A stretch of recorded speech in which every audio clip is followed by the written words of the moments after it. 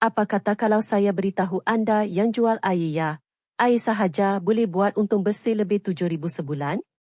Ramai ingat bisnes air balang ni sekadar bisnes tepi jalan biasa. Tapi sebenarnya margin untungnya sangat luar biasa. Kita bercakap tentang untung 500% hingga 1000% setiap balang.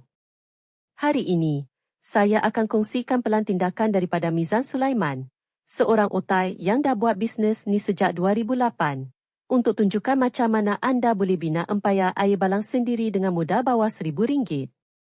Jom kita cakap pasal angka. Untuk bermula, anda cuma perlukan 3 benda asas: kanopi, meja dan balang air. Kos permulaan? Bawah RM1,000. Tapi ini bahagian yang paling menarik, kos harian. Ambil contoh air soya. 1 kilogram kacang soya dan 2 beg ais cuma kos sekitar anggaran RM12. Dari situ, anda boleh jual 120 cawan. Kalau jual RM1 secawan pun, anda dah dapat RM120. Itu adalah kenaikan 1000% daripada modal asal. Walaupun untuk air premium, untung minimum tetap sekitar 500%. Rahsianya bukan jual 20 jenis air. Rahsianya adalah jual 3 jenis air star yang orang tak boleh tolak. Tapi kejap, jangan sekadar beli balang dan berdiri kat mana-mana sudut jalan. Kejayaan anda bergantung kepada 2 perkara: asterisk lokasi dan tarikan. 1. Lokasi. Cari zon panas, bazar Ramadan, pasar malam, atau kawasan sekolah. Tapi hati-hati dengan lokasi perangkap di mana penganjur cuma nak duit sewa meja. Cari tempat yang ada aliran trafik manusia yang tinggi.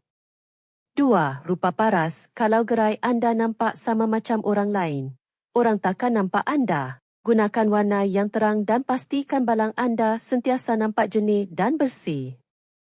Orang minum dengan mata dulu sebelum rasa. 3. Rasa. Jangan sekadar ikut resipi kosong. Anda perlukan rasa yang kau.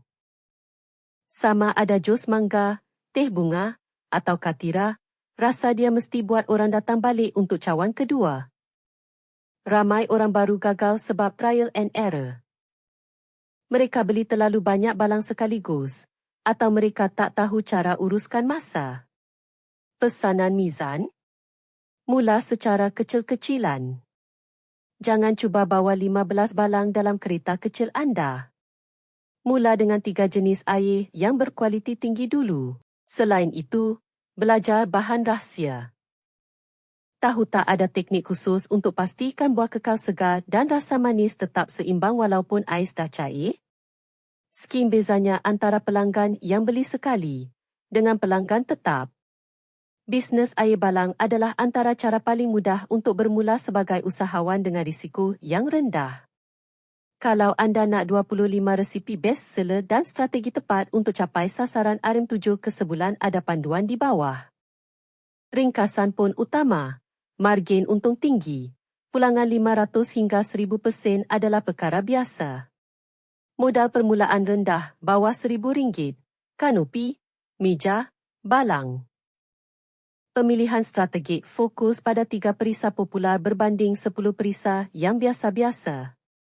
Lokasi adalah raja. Kenal pasti zon panas seperti bazar dan kawasan sekolah.